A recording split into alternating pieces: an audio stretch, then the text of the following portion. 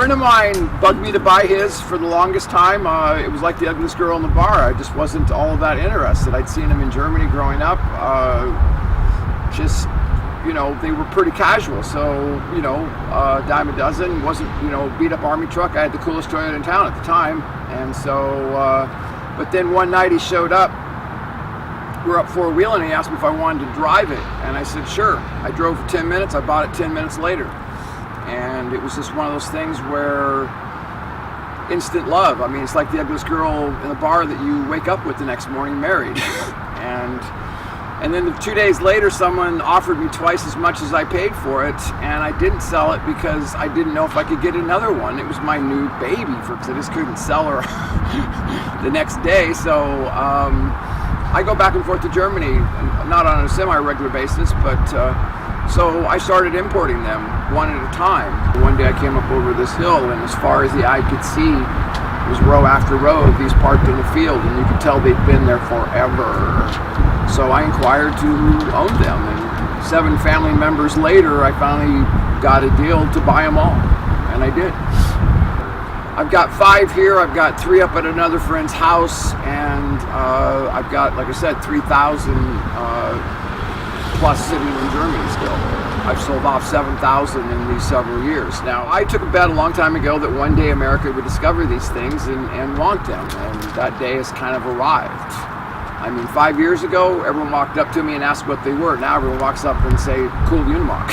And I mean, they're easy to drive, they're fun to drive, they're a blast to drive, because you can rip through all the gears like a race car.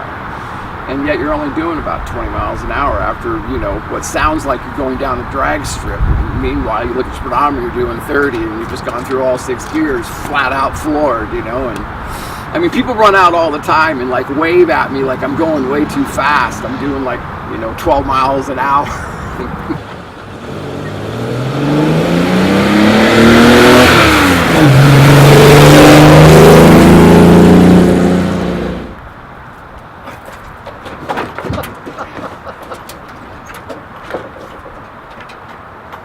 McKenzie River wolf.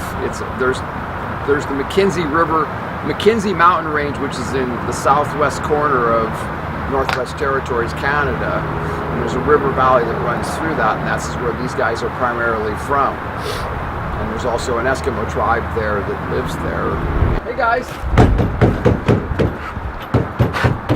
I mean, the Eskimos are very much like this. I mean, they're just stoic. They're just happy everywhere they go and everything they do. And folklore that I got from them is 3 centuries ago they were both starving to death. They could actually hear the seals under the ice, and the man could cut the ice. So they realized that with uniting they could help each other.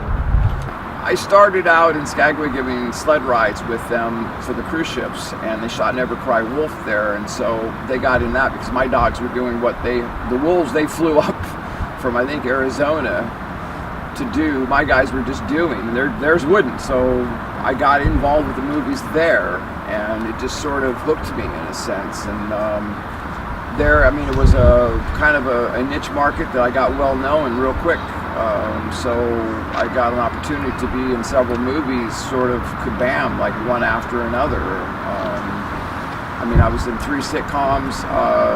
Northern Exposure was like the main one that they were in several episodes on. I mean, in that same time around here and up there, several commercials, everything from REI to just every big name corporation you think of. I mean, the last movie I just did, which was Man in the High Castle.